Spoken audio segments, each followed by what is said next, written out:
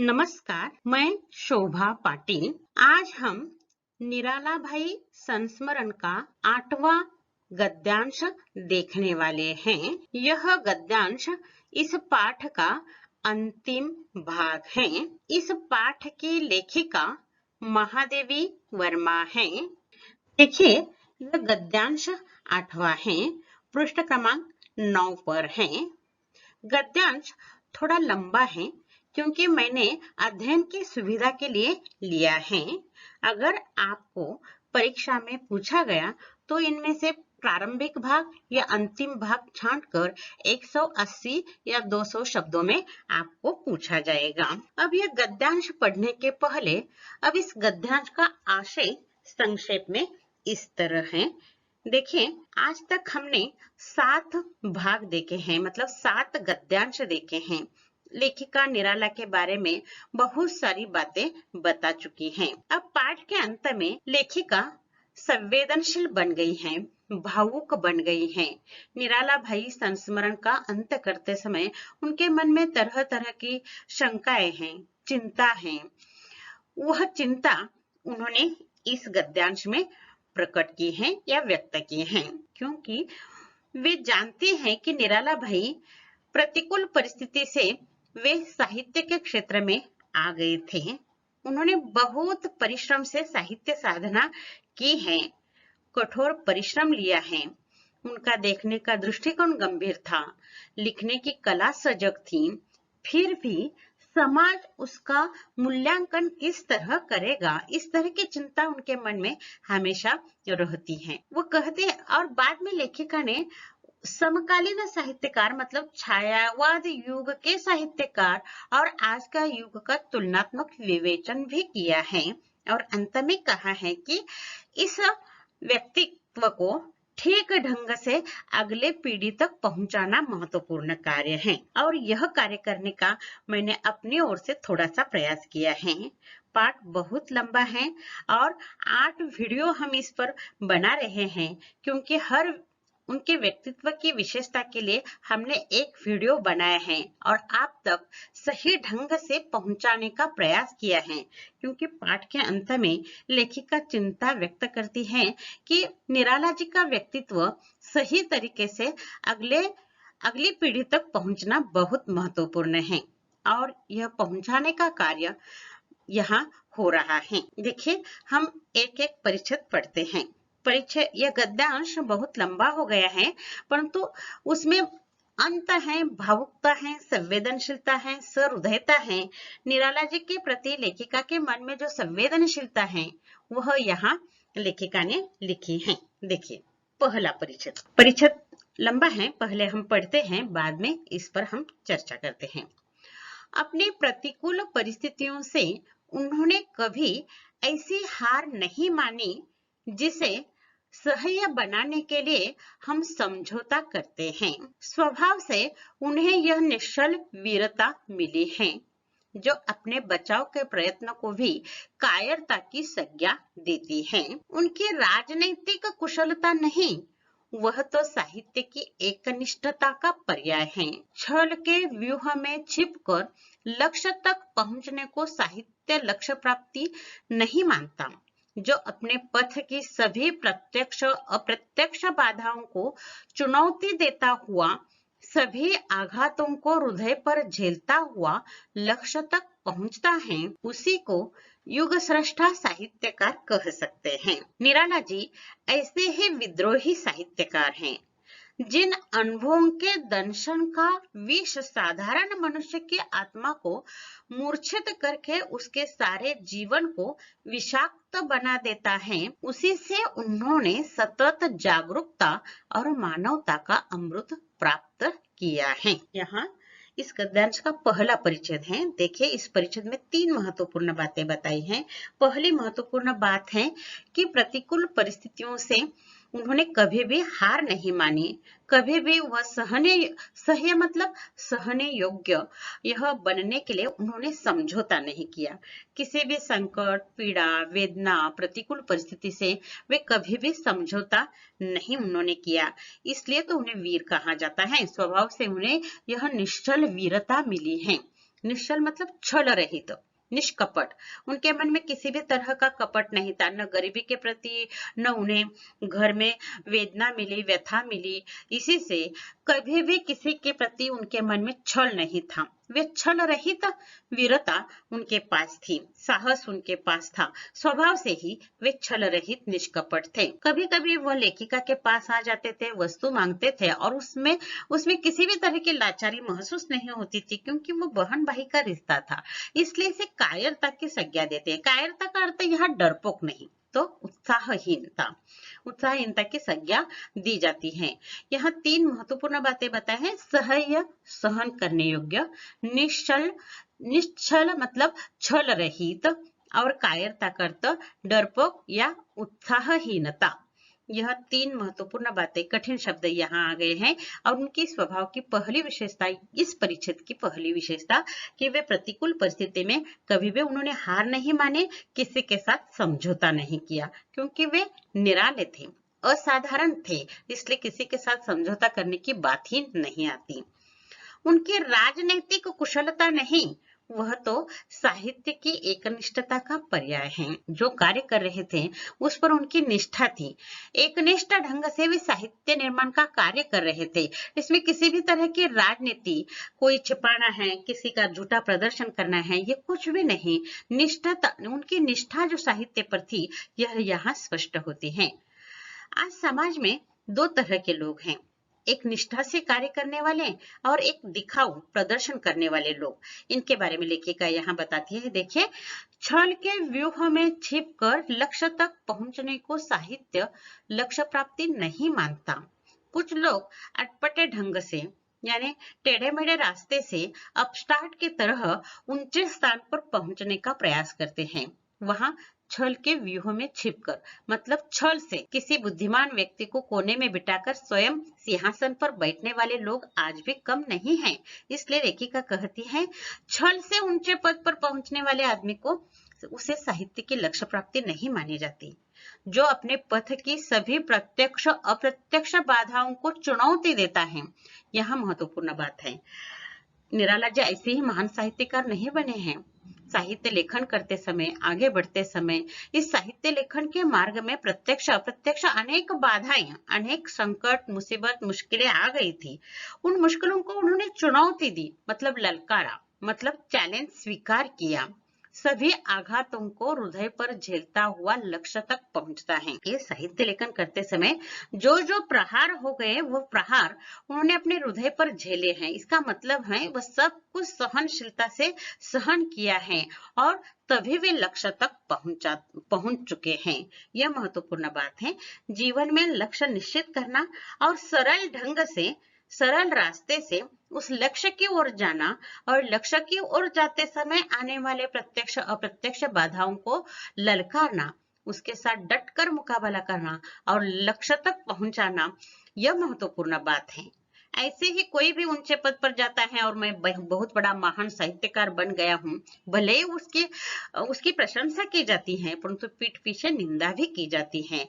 और इस तरह ऊंचे पद पर, दिखावे से ऊंचे पद पर पहुंचने वाले लोगों को समाज में कोई महत्व नहीं होता। समाज उसके सामने प्रशंसा करता है, परंतु पीठ पीछे निंदा करता है। इसलिए हमेशा ध्यान में रखिए, जीवन में लक्ष्य की ओर जाते समय कभी भी अपस्टार्ट का मार्ग नहीं अपनाना चाहिए। सरल ढंग से आने वाले मुश्किलों को सामना करते हुए आगे आगे बढ़ना चाहिए। उसी को युग सृष्टा साहित्यकार कह सकते हैं। युग सृष्टा, सृष्टा मतलब निर्माता, युग का निर्माण करने वाला साहित्यकार। पाठ के प्रारंभ में मैंने बताया था, सूर्यकांत त्रिपाठी निराला छायावादी युग के आधार स्तंभ थे, मतलब छायावादी युग के निर्मित में उनका एक महत्वपूर्ण हिस्सा था।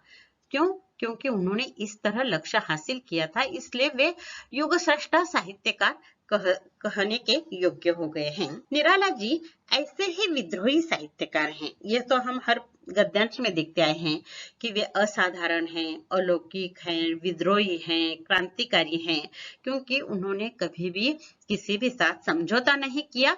विद्रोह से क्रांति करके वे आगे बढ़े हैं, परंतु यह करते समय इन लोगों को बहुत कुछ सहन करना पड़ता है।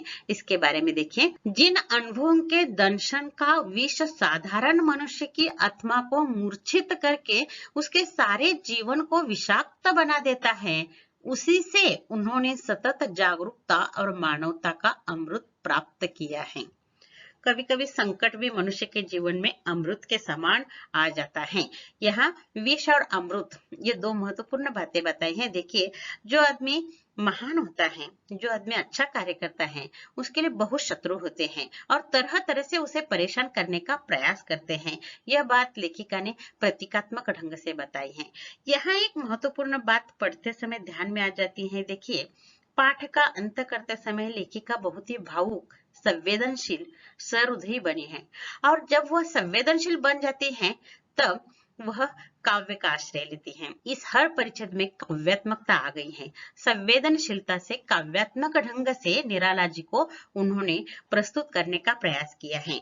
यहाँ देखिए, जिन अनुभवों के दंशन का विष साधारण मनुष्य, दंश तो कहते हैं, दंश का मतलब दांत, विषैला दांत, जैसे सांप दांतों से काटता है हमें और विष हमारे शरीर में छोड़ देता है। यहाँ निराला जी के जीवन में ऐसे कटु अनुभव थे जो विषैले दांत ने विष छोड़ा है। ऐसे विषैले अनुभवों की उन्हें परीक्षा देनी पड़ी थी। विष की परीक्षा देना मतलब बहुत कठिन संकटों के साथ सामना करना, और उन्होंने इन अनुभवों के दांतों का विष, साधारण मनुष्य इस तरह के विषैले अनुभवों से मूर्छित हो जाते हैं। मूर्छित होना मतलब बेहोश हो जाते हैं। उनकी आत्मा को मूर्छित करके उनके सारे जीवन को विषाक्त बना देते हैं। विषाक्त मतलब क्या? उनका सारा जीवन ही दुखमय बन जाता है, कठिन, असह्य बन जाता है। परंतु निराला ऐसे वैसे नहीं थे। उन्होंने इस विषैले दांत का विष पचा लिया था। क्यों? क्योंकि वे प्रतिकूल परिस्थिति से हर पग पग पर मुश्किलों के साथ सामना करते हुए, जो आदमी ज्यादा संकटों के साथ सामना करता है वह आदमी उतना ही परिपक्व बन जाता है और वह आदमी मन से बहुत ही मजबूत बन जाता है। इसलिए लेखिका आगे कहती है, उसी से उन्होंने जागरूकता और मानवता का अमृत प्राप्त किया है। जिसे लोग जहर, विष कहते हैं, विषाक्त बन जाते हैं, बेहोश बन जाते हैं, परंतु उन अनुभवों के कारण ही निराला जी अपने जीवन में जागरूक और मानवता के बहुत नजदीक पहुंच गए थे। मानवता का अमृत प्राप्त किया था। अमृत का एक काल्पनिक अर्थ है कि अमृत पीने से आदमी अमर होता है। उनमें जीवन के अंतिम क्षण तक ये जागरूकता और मानवता दिखाई देती है। यह प्रतीकात्मकता लेखिका ने यहाँ बताया है। और यहाँ यह परिच्छेद समाप्त हो जाता है। इस परिच्छेद में आकलन कृति नहीं है, केवल कठिन शब्द शब्द संपदा के लिए आ सकते हैं। इनमें भी इन्हें गिने हैं। पहला शब्द सह्य, सहन करने योग्य, निश्चल, छल रहित, कायरता, उत्साहहीन, डरपोक, यह एक महत्वपूर्ण शब्द आ गया है। युग सृष्टा, युग का निर्माता, मूर्छित होना, बेहोश होना, टेंशन मतलब दांत, विषैला दांत, यह एक बात महत्वपूर्ण है। बस इतना ही इस परिच्छेद में बताया है। परंतु निराला जी का अंकन हो रहा है, आंका जा रहा है, उसका मूल्यांकन हो रहा है कि उन्होंने किस तरह प्रतिकूल परिस्थितियों के साथ सामना करके वे युग सृष्टा साहित्यकार बन गए और वे असाधारण थे और साधारण लोगों की विशेषता और असाधारण लोगों की विशेषता, इनका तुलनात्मक विवेचन यहाँ लेखिका ने किया है। अगला परिच्छेद देखिए। उनके जीवन पर संघर्ष के जो आघात हैं वे उनकी हार के नहीं, शक्ति के प्रमाण पत्र हैं। उनकी कठोर श्रम, गंभीर दर्शन और सजग कला की त्रिवेणी न अछोर मरु में सूखती हैं, न अकूल समुद्र में अस्तित्व खोती हैं। जीवन की दृष्टि से निराला जी किसी दुर्लभ सीप में ढले सुडौल मोती नहीं हैं, जिसे अपनी महार्घता का साथ देने के लिए स्वर्ण और सौंदर्य प्रतिष्ठा के लिए अलंकार का रूप चाहिए। बहुत सुंदर और महत्वपूर्ण बात बताए हैं।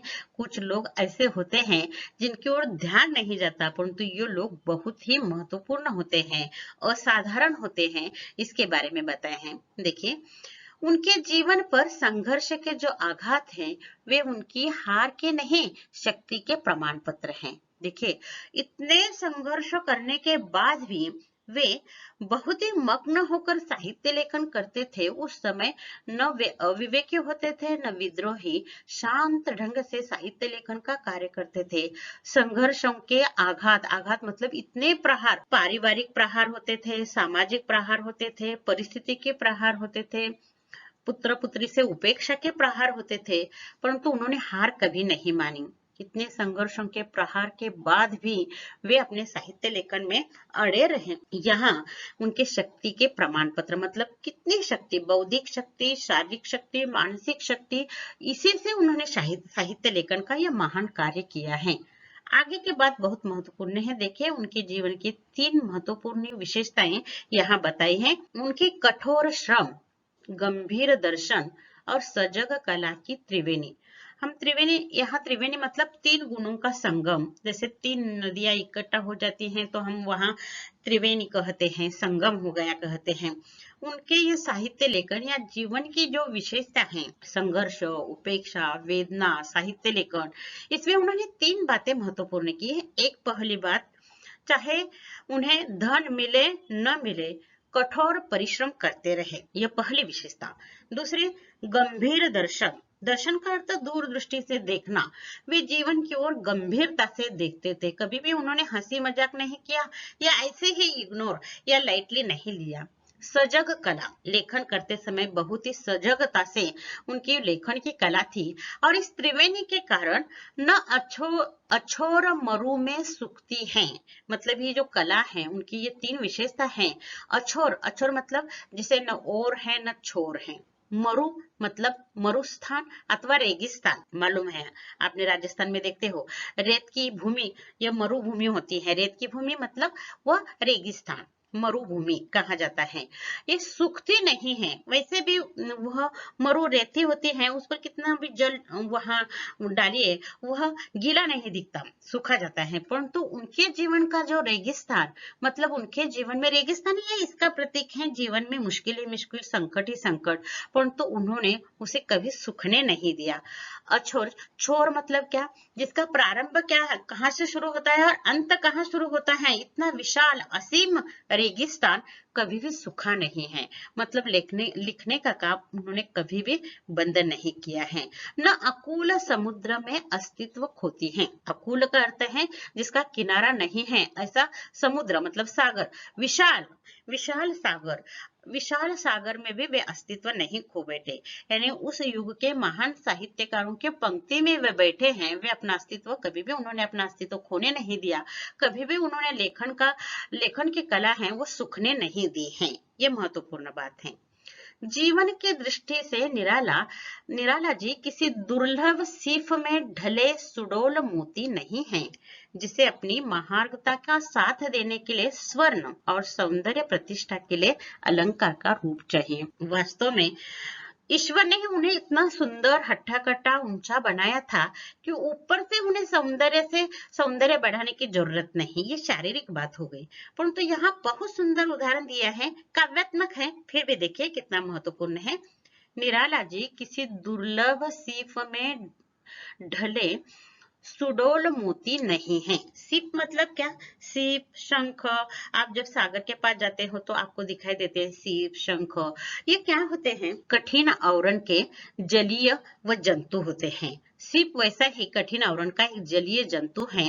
और उस जलीय जंतु का जो आवरण होता है, वह आवरण कहीं से खुल जाता है और बाहर की रेत अंदर जाती है। और उस रेत का एक कण अंदर जाते ही उसका एक सुंदर सुडोल मतलब वह सुव्यवस्थित मोती तैयार हो जाता है। मोती बहुत ही मूल्यवान होता है और इस तरह का मोती बन जाता है। निराला जी ऐसे नहीं थे, यह लेखिका बताना चाहती है। यानी कि किसी ने उन्हें बनाया है, संस्कार किए हैं, सभी सुविधा दी है, इसलिए वे साहित्यकार बने हैं, ऐसी कोई बात नहीं। जैसे मोती बनने के लिए, उसे सुडौल होने के लिए बहुत प्रक्रिया से जाना पड़ता है और वो बहुत दुर्लभ होता है। दुर्लभ मतलब अप्राप्य होता है। कभी कभी किसी सीप में इस तरह का मोती मिलता है। इस तरह का जीवन उनका नहीं था, जिसे अपनी महार्घता मतलब बहुमूल्य, तुम्हें मालूम है मोती सोने के अंगूठी में रखा जाता है, तब सोने का महत्व, सोना धातु, उस सोने धातु की अंगूठी बनाई जाती है और उसमें मोती रखा जाता है, तब मोती की शोभा बढ़ती है अंगूठी से और अंगूठी की शोभा बढ़ती है मोती से। इस तरह निराला की शोभा सौंदर्य बढ़ाने के लिए कोई भी बात नहीं थी। सौंदर्य प्रतिष्ठा के लिए अलंकार का रूप चाहिए। आपको मालूम है, स्त्री सौंदर्य अलंकार जब पहनती है तो वह बहुत सुंदर दिखाई देती है। यानी सौंदर्य को प्रतिष्ठित करने के लिए अलंकार पहनना पड़ता है और मोती का महत्व बढ़ने के लिए सोने की अंगूठी में उसे रखना पड़ता है। सोने का महत्व उससे बढ़ता है मोती का।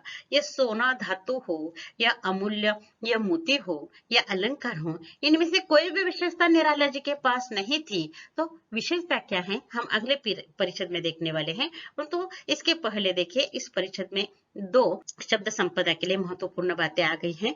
यहाँ एक महत्वपूर्ण बात देखिए, अछोर मरु में सुखती, न अछोर मरु में सुखती है, न अकूल समुद्र में अस्तित्व खोती है। अछोर, छोर शब्द है उसे उपसर्ग लगा है और अछोर हो गया है। अछोर का मतलब है जिसका न कोई छोर है न ओर है, असीम अर्थ है। और अकूल जिसका किनारा नहीं है, इस तरह का समुद्र। कूल शब्द को अकूल, उपसर्ग लगा है। इसलिए आज तक हमने ये अभी तक हुए 7 गद्यांश में तरह तरह की शब्द संपदा लेने का प्रयास किया है। अब इस गद्यांश में है हम उपसर्ग युक्त शब्द ढूंढ कर लिखने वाले हैं। प्रत्यय युक्त शब्द लिखे हैं, ता प्रत्यय कर प्रत्यय लगे हुए।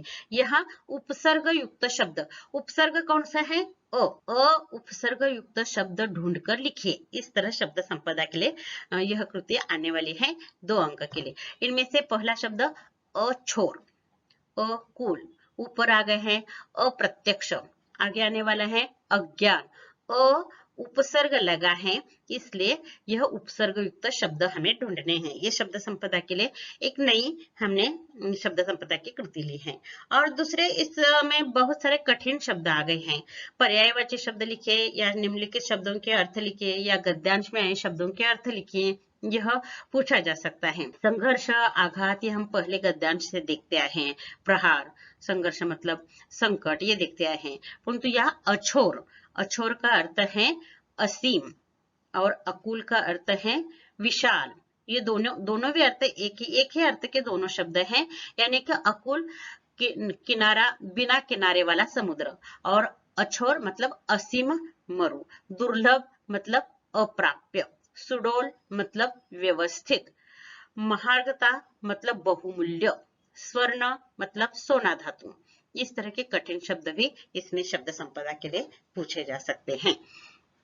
अगला परिच्छेद देखिए, सोना, मोती, अलंकार, इनमें से कोई भी विशेषता निराला जी के पास नहीं थी। तो क्या थी? आगे देखिए, वे तो अनघड़ पारस के भारी शिलाखंड हैं। वह जहां है वहां उसका स्पर्श सुलभ है। यदि स्पर्श करने वाले में मानवता के लौह परमाणु हैं, तो किसी और से भी स्पर्श करने पर वह स्वर्ण बन जाएगा। पारस की अमूल्यता दूसरों का मूल्य बढ़ाने में है। उसके मूल्य में न कोई कुछ जोड़ सकता है न घटा सकता है। यह एक अलग ही बात है। देखिए, निराला जी की तुलना लेखिका ने पारस के साथ की है। पारस एक पत्थर है। वो पत्थर इस तरह का है, वो पत्थर जिस लोहे को स्पर्श करता है उस लोहे का सोना बन जाता है। यानी लोहे से सोना बनाने वाला एक कल्पित पत्थर, उसे हम पारस कहते हैं। वास्तव में वो काल्पनिक है। आज तक हमने इस पत्थर को कभी किसी ने देखा नहीं है, कभी किसी ने लोहे से स्पर्श करके उसे सोना बनवाया है यह भी नहीं देखा है, परंतु हम ये मानते आए हैं, इसलिए उसे पारस करते एक काल्पनिक पत्थर है जो लोहे से सोना बनाता है। यह एक पहले महत्वपूर्ण, इसलिए शिला खंड का है। शिला मतलब पत्थर, खंड मतलब बड़ा टुकड़ा, पत्थर का बड़ा टुकड़ा, यह महत्वपूर्ण। अनघड़ मतलब जिसे गढ़ा नहीं है, जिसे व्यवस्थित गढ़ा नहीं गया है, उसे अनघड़। पत्थर को आप देखते हैं, सभी पत्थर गढ़े हुए मतलब सुव्यवस्थित ढंग के नहीं होते, टेढ़े मेढ़े होते हैं। इसलिए पारस भी टेढ़ा मेढ़ा पत्थर है, और वो पत्थर ऐसा है कि जब भी यह पत्थर लोहे को स्पर्श करता है तो उसका सोना बन जाता है। यहाँ प्रतीकात्मक अर्थ है, ध्यान में रखिए। निराला जी की तुलना अनघड़ पारस के साथ की है, क्योंकि जिस तरह पारस लोहे को स्पर्श करता है तो लोहा सोना बन जाता है, उसी तरह निराला जी के संपर्क में या सहवास में जो कोई भी आता है उसे निराला जी के ये साहित्यिक गुण से वह भी संपन्न बन जाता है। मतलब अच्छे लोगों के संपर्क में हम जाते हैं तो अच्छे संस्कार प्राप्त करते हैं, यह यहाँ लेखिका को बताना है। अब इस परिषद में साहित्य शब्द संपदा के लिए हम एक कृति निकाल सकते हैं। शब्द समूह के लिए एक शब्द लिखिए। 3 शब्द आ गए हैं, देखिए। पहला शब्द पारस। पारस का अर्थ जो लोहे से सोना बनाने वाला एक कल्पित पत्थर, मतलब पारस। पहली बात। दूसरी एक बात आ गई है, देखिए, मानवता के लौह परमाणु है। लौह, यह शब्द हम पिछले गद्यांश में देखा है, स्नेह, वहां लौह सार आ गया था, स्नेह सार, यहाँ लौह परमाणु आ गया है, मतलब स्नेह। मानवता का जो स्नेह होता है, ऐसे ही कोई किसी आदमी को मानव नहीं कहता। अगर कोई आदमी हमें अच्छी बातें करता है, अच्छा ज्ञान देता है, अच्छा आचरण करता है, तो उस आदमी के पास हम जाते हैं।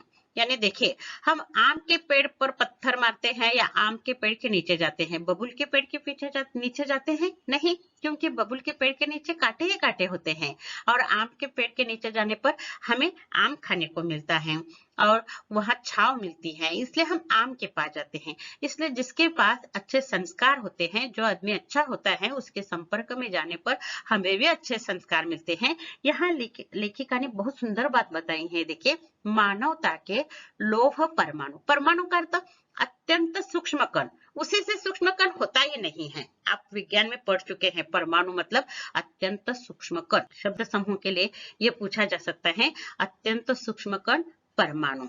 और पारस, ये शब्द समूह के लिए दो शब्द इस परिच्छेद में आए हैं, और यहाँ प्रतीकात्मक ढंग से लेखिका ने निराला जी की तुलना पारस के साथ की है। जिस तरह पारस लोहे को स्पर्श करके उसे सोना बनवा देता है, उसी तरह निराला जी के संपर्क में जाने वाले सभी वह साहित्य के अच्छे संस्कार संपन्न हो सकते थे उस जमाने में, यह बात बताए हैं। पारस की एक और विशेषता बताई है, देखिए, पारस की अमूल्यता दूसरों का मूल्य बढ़ाने में है। उसके मूल्य में न कोई कुछ जोड़ सकता है न घटा सकता है, ये बहुत महत्वपूर्ण बात है। पारस लोहे को स्पर्श करता है, लोहे को सोना बनवाता है, परंतु पारस में किसी ने आज तक कोई परिवर्तन नहीं किया है। उसी तरह निराला जी में आज तक किसी ने परिवर्तन नहीं किया है। निराला जी ही है। उनके संपर्क में आने वाले लोग उनसे साहित्य के संस्कार प्राप्त करते थे, वे मूल्यवान बन जाते थे। निराला जी तो पहले से ही मूल्यवान थे, उन्हें किसी से मूल्यवान होने की जरूरत नहीं थी। इसलिए बहुत प्रतीकात्मक यहाँ अर्थ है, निराला जी की तुलना पारस के साथ की है। हम तो सामान्य लोग मोती, सोना, इस तरह के धातु पर प्यार करते हैं, उसे बहुमूल्य समझते हैं, परंतु निराला जी पारस के पत्थर के समान थे। वे दूसरों का मूल्य बढ़ाते थे, उनका मूल्य तो पहले ही अमूल्य था। यहाँ यह छोटा सा परिच्छेद समाप्त हो जाता है। अगले परिच्छेद देखिए। आज हम दंभ और स्पर्धा, अज्ञान और भ्रांति की ऐसी कुहेलिका में चल रहे हैं जिसमें स्वयं को पहचानना तक कठिन है। सहयात्रियों को यथार्थता में जानने का प्रश्न नहीं उठता, पर आने वाले युग इस कलाकार की एकाकी यात्रा का मूल्य आंक सकेंगे, जिसमें अपने पैरों की चाप तक आंधी में खो जाती हैं। बहुत सुंदर बात बताई है। तुलनात्मक विवेचन किया है आज की पीढ़ी और छायावादी युग की समकालीन साहित्यकारों की पीढ़ी का तुलनात्मक विवेचन किया है। आज का आदमी आत्मकेंद्री बनता जा रहा है। आज हम हर बात में स्पर्धा कर रहे हैं, इसलिए यहाँ लेखिका ने कहा है, आज हम दंभ और स्पर्धा। दंभ का अर्थ है आडंबर, यानी ढोंग करना, बनावटी प्रदर्शन करना या झूठा अभिमान रखना। बड़े न होकर भी मैं बड़ा हूँ या दूसरों को कहना मैं बड़ा हूँ, इस तरह का प्रचार करो। इस तरह के लोग आज समाज में हैं, इसलिए दंभ। स्पर्धा, हर बात में हम स्पर्धा करते हैं, स्पर्धा करने लायक हो या न हो, हर बात में स्पर्धा करते हैं। अज्ञान, यह महत्वपूर्ण बात है। अज्ञान है हमारा, हम अपने को बड़ा समझते हैं, उसी में बड़ा अज्ञान है।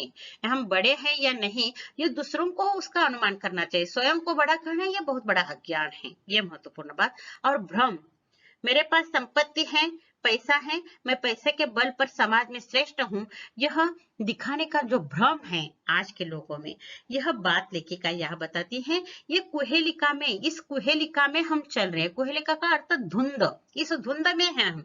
ठंडी के दिनों में कोहरा फैल जाता है तो सामने वाली चीज हमें स्पष्ट दिखाई नहीं देती। ठीक उसी तरह हमारे आंखों पर ये कोहरा या धुंध है। किन किन बातों का? दंभ, स्पर्धा, अज्ञान और भ्रांति। इसलिए इस पर यह पहली आकलन कृति यहाँ निकल रही है। देखिए, पहली आकलन कृति में इस तरह पूछा जा सकता है, आज हम ऐसी कुहेलिका में चल रहे हैं। आज हम ऐसी कुहेलिका में चल रहे हैं। कुहेलिका मतलब कुहरा या धुंध में चल रहे हैं। अपने ही धुंध में हैं और अपने आप ही हम इस तरह की बातें मानते हैं। कौन कौन सी? 4 संजाल। संजाल के लिए पूछा जा सकता है आकलन कृति में। एक शब्द में संजाल आता है। देखिए, पहला उत्तर दंभ। दंभ मतलब आडंबर या झूठा अभिमान। दूसरा स्पर्धा, इसमें स्पर्धा में ईर्ष्या छिपी हुई है, ये ध्यान में रखिए। तीसरा अज्ञान, यानी अपने आप को श्रेष्ठ समझने का अज्ञान। और तीसरा भ्रांति मतलब भ्रम, पैसे के बल पर मैं सब कुछ प्राप्त कर सकता हूँ, इस तरह का भ्रम। यह संजाल के लिए पूछा जा सकता है। बहुत महत्वपूर्ण बात लेखिका ने यहाँ बताए हैं। आज हम ऐसी कुहेलिका में चल रहे हैं। दंभ, स्पर्धा, अज्ञान और भ्रांति, ये इसका उत्तर है। 2 अंक के लिए यह पूछा जा सकता है। जिसमें स्वयं को पहचानना तक कठिन है।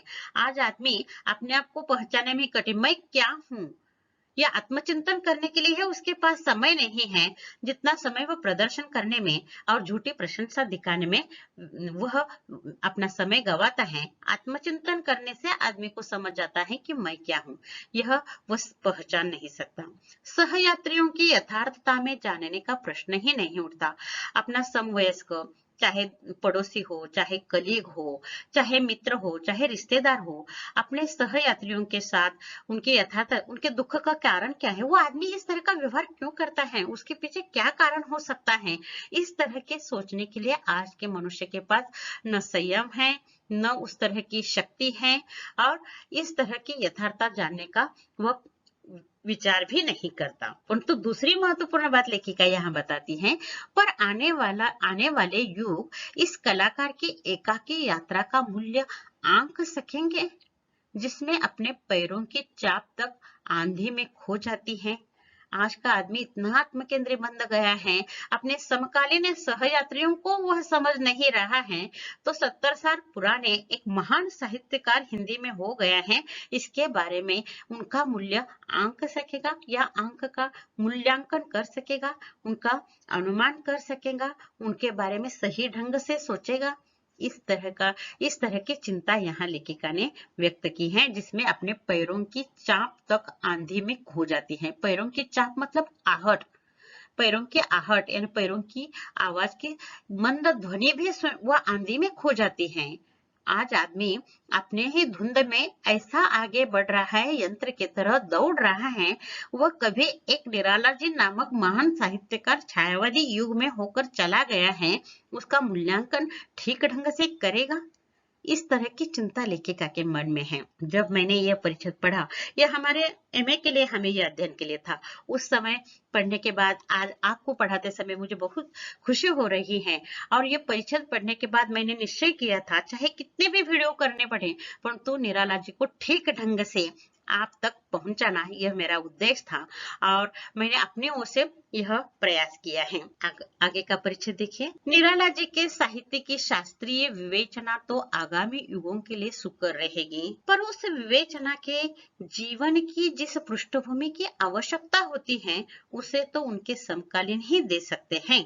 देखिए, आज हम बैठे बैठे निराला जी के बारे में, वो ऊंचे कद के थे, हट्टे कट्टे थे, गरीब थे, व्यथित थे, यह शास्त्रीय विवेचना हो गई। शास्त्रीय विवेचना मतलब उनके जो गुण हम पढ़ते हैं उसी के आधार पर हम बोलते हैं। परंतु समकालीन साहित्यकार उस जमाने के, जैसे महादेवी वर्मा ने निराला जी के बारे में लिखा है, क्योंकि उन्होंने नजदीक से उसे देखा है, उसका दुख, उसकी यातना, उनके घर की स्थिति और उन्हें मदद करते समय उनके बारे में उनके स्वभाव की विशेषता, ये सब कुछ उन्होंने उस समय देखा है, इसलिए यह पृष्ठभूमि मालूम होनी चाहिए, तभी हम उस व्यक्ति की शास्त्रीय विवेचना कर सकेंगे। नहीं तो हम उन्हें पढ़ेंगे और वे ऐसे थे वैसे थे कहकर उनकी विवेचना समाप्त कर दे तो उस साहित्यकार को न्याय नहीं मिलेगा। इसलिए लेखिका यह कहती है, आगामी युगों के लिए सुकर रहेगी। सुकर मतलब बहुत आसान सरल हो जाएगी। शास्त्रीय विवेचना करने में क्या कठिनाई है, पढ़ना है और उस पर मूल्यांकन करना है, परंतु उसे सही ढंग से समझने के लिए उसकी पृष्ठभूमि की आवश्यकता होती है और वह पृष्ठभूमि हमें समकालीन ही दे सकते हैं। इसलिए लेखिका यहाँ पाठ के अंत में कहती है, मैं उनकी समकालीन हूँ, मैंने उसे नजदीक से देखा है, मैंने आपके सामने पहुंचाने का प्रयास किया है, आपका काम अगली पीढ़ी को पहुंचाने का है, क्योंकि निराला जी नामक प्रतिकूल परिस्थिति में जो महान साहित्यकार हो गया है, उन्होंने अपने जीवन में क्या यातनाएं सहन की हैं, ये सही ढंग से आने वाली पीढ़ी के हाथ में जानी चाहिए। यह लेखिका का महत्वपूर्ण यहाँ उद्देश्य है। निराला भाई उन्होंने पथ के साथी में अपने सभी समकालीन साहित्यकारों के बारे में संस्मरण लिखे हैं। इसमें निराला जी के प्रति वह ज्यादा भावुक है, क्योंकि उन्होंने उसके साथ भाई का रिश्ता जोड़ा था और उन्हें हर तरह से प्रयास किया था मदद करने का। देखिए एक प्रसंग यहाँ बताती हूँ। जब यामा काव्य संग्रह को महादेवी वर्मा को ज्ञानपीठ पुरस्कार मिला और उस समय उन्हें 1 लाख रुपए की धनराशि मिली, तब वो सोच रही थी, अब तो मैं रिटायर हूँ, बूढ़ी हूँ, अभी इतनी साड़ियां भी मैं खरीदती नहीं हूँ, अब इस 1 लाख रुपए का क्या करना। तुरंत उनके मन में विचार आ जाता है, क्योंकि जीवन के अंतिम क्षणों में निराला जी बहुत ही मानसिक दृष्टि से भी अस्त व्यस्त थे और उस समय तुरंत उनके मन में विचार आ गया, 1 लाख रुपए की राशि स्वीकार करते समय मेरे भाई निराला के उनकी चिकित्सा और बीमारी के लिए अगर मैं ये पैसे खर्च करती तो देखिए कितनी महानता, कितने दानशील व्यक्ति हैं।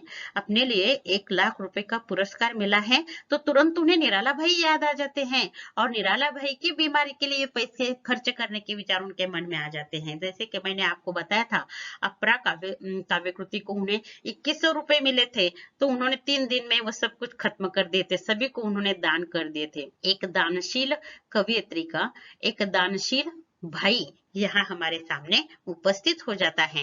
इसलिए लेखिका कहती है कि उनकी पृष्ठभूमि मालूम होना आवश्यक है और समकालीन साहित्यकार ही यह पृष्ठभूमि दे सकते हैं। अंतिम परिचय देखिए। साहित्य के नवीन युग पथ पर निराला जी की अंक संस्कृति गहरी और स्पष्ट, उज्जवल और लक्ष्यनिष्ठ रहेगी। इस मार्ग के हर फूल पर उनके चरण का चिन्ह और शूल पर उनके रक्त का रंग है। जो कुछ छायावाद युग तैयार हो गया उसमें साहित्य कृतियां की हैं, उनका जो महत्वपूर्ण कार्य है वह यहाँ लेखिका संक्षेप में बताने का प्रयास करती है। देखिए, साहित्य के नवीन युग पथ पर, ये छायावादी युग उस साहित्यकारों के लिए नया युग था। निराला जी की अंक संस्कृति का अर्थ दुनिया, परंतु यहाँ साहित्य संसार, यह ध्यान में रखना। उन्होंने जो कुछ साहित्य में कार्य किया है उस साहित्य की गिनती, अंक संस्कृति मतलब गिनती, साहित्यिक संसार कैसा है, 4 विशेषताएं देखिए उसकी।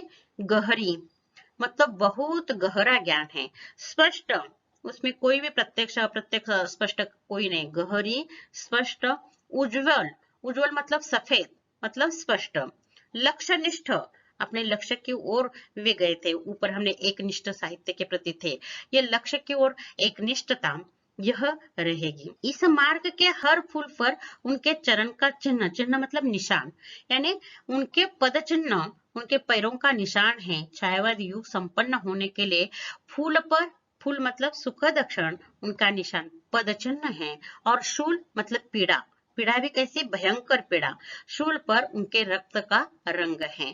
पीड़ा में उनका रक्त का रंग देखेंगे और फूल पर उनका पद चिन्ह देखेंगे। और पाठ यहाँ समाप्त हो जाता है। बहुत लंबा पाठ है परंतु बहुत सुंदर और अच्छे ढंग से संस्मरण यहाँ हमें पढ़ने को मिला है। यहाँ एक आकलन कृति निकलती है। देखिए, निराला जी की अंक संस्कृति रहेगी। संस्कृति मतलब संसार, दुनिया, जगत, यहाँ साहित्य संसार, ध्यान में रखना।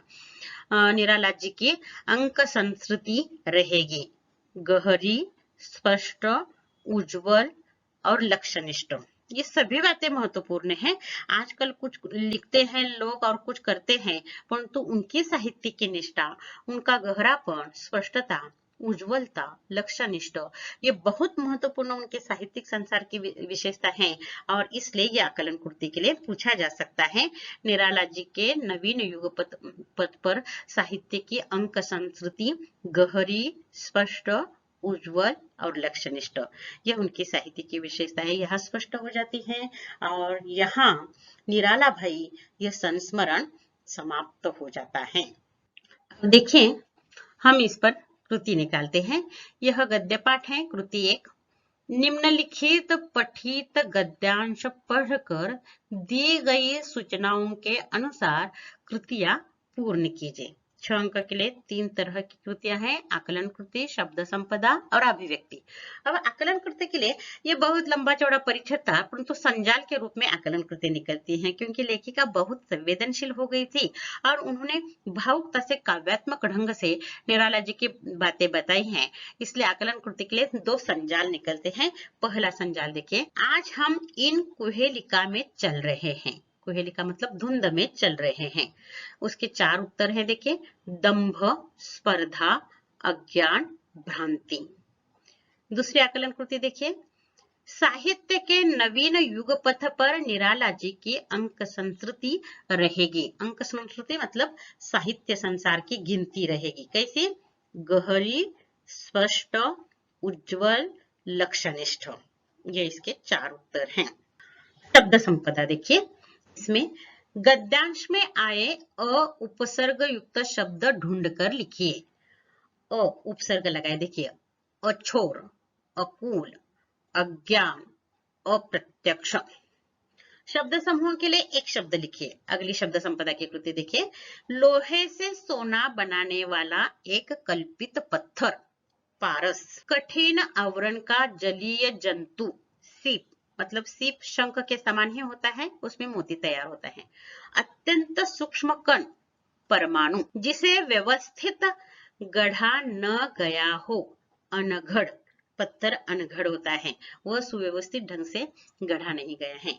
गद्यांश में आए निम्नलिखित शब्दों के अर्थ लिखिए। महार्ग, अमूल्य, संस्कृति, संसार, दंशन, दांत, मरु, रेगिस्तान। इस तरह शब्द संपदा के लिए पूछा जा सकता है। तो आकलन कृति देखिए। अभिव्यक्ति देखिए, अभिव्यक्ति के लिए अपने स्वाध्याय की ही अभिव्यक्ति ली है। पूरे पाठ का आशय सारांश यहाँ लिखना है, परंतु बहुत महत्वपूर्ण बात है। देखिए, सभी का आदर पात्र बनने के लिए व्यक्ति का सहृदयी और संस्कारशील होना आवश्यक है। इस कथन पर अपने विचार लिखिए। ये बार बार बातें आ गई हैं, संवेदना, सहृदयता, मानवता, ये सभी बातें नैतिक गुणों पर हैं और नैतिक गुण मतलब संस्कार, इसलिए इसी पर हमें आज अभिव्यक्ति के लिए लिखना है। सहृदय मतलब क्या, संस्कारशील मतलब क्या, इसके बारे में हम यहाँ देखते हैं। देखिए, दूसरों की वेदना से व्यथित होने वाला व्यक्ति सहृदयी होता है और शिक्षित एवं सुसंस्कृत व्यक्ति संस्कारशील होता है। समाज में व्यक्ति की पहचान उसके अच्छे संस्कारों से होती है। हम कितने कमाते हैं यह महत्वपूर्ण नहीं है, किस मार्ग से कमाते हैं यह महत्वपूर्ण है। मनुष्य के आचरण में नैतिकता का होना महत्वपूर्ण है। सभी का आदर पात्र बनने के लिए सहृदयी और संस्कारशील व्यक्ति में दया, सहिष्णुता, परोपकार, सदाचरण, सद्भाव जैसे नैतिक गुण होते हैं। ये लोग बड़ों के प्रति आदर, दीन दलित लोगों के प्रति दया और जरूरतमंद लोगों के प्रति परोपकार का भाव रखते हैं और प्रत्यक्ष आचरण में लाते हैं। अपने व्यक्तित्व के पूर्ण विकास के लिए और विद्वान तथा सफल सामाजिक नागरिक बनने के लिए सहृदयी और संस्कारशील होना आवश्यक है, तभी हम सभी का आदर पात्र बन सकते हैं। यह इसकी अभिव्यक्ति है। आप भी लिख सकते हैं। देखिए, संस्कार ऊपर से नहीं डाले जा सकते हैं। जो माता पिता के होते हैं वह हमें जीन से हमें प्राप्त होते हैं और प्राप्त परिस्थिति में उस संस्कार में हम आचरण करते हैं। इसलिए माता पिता की हम आइडेंटिटी होते हैं। समाज में आचरण करते समय हमें बहुत ही सावधान, सजगता, जागरूकता से आचरण करना चाहिए, नहीं तो आपकी पहचान आपके माता पिता के तुलना की जाती है। माता पिता ही ऐसे हो तो बच्चे भी ऐसे हो सकते हैं। इसलिए कभी कभी अपने गलत आचरण से अपने माता पिता के संस्कारों पर धब्बा लग सकता है। इसलिए अपने पास ये दया, सहिष्णुता, परोपकार, सदाचरण, सहृदयी, संस्कारशील होना ये बहुत महत्वपूर्ण है। ये नैतिकता से संबंधित है और अच्छे संस्कार लेकर वो आचरण में लाना चाहिए और समाज में उस तरह पेश आना चाहिए। एक आदर्श नागरिक बनने के लिए ये सहृदयी, संस्कारशील, नैतिक गुणों का होना आवश्यक है। ये आपको यहाँ लिखना अपेक्षित है। और यहाँ पूरा पाठ कृति सहित समाप्त हो गया है। अब हम इस पर थोड़ा सा स्वाध्याय रह गया है, इस पर एक वीडियो लेने वाले हैं। अब वह हम अगले वीडियो में देखेंगे। धन्यवाद।